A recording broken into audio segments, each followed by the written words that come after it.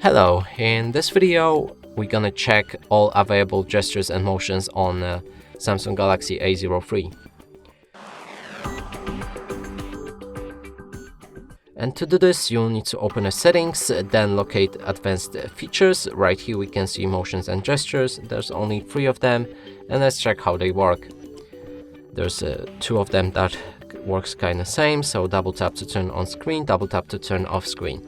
If we lock our phone, we can double tap on the screen to turn it on and double tap again to turn it off.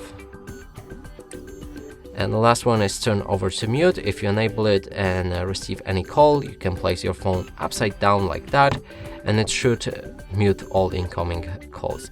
And that's it for this video. Hope you like it. Please consider subscribing to our channel, leave a like and a comment below.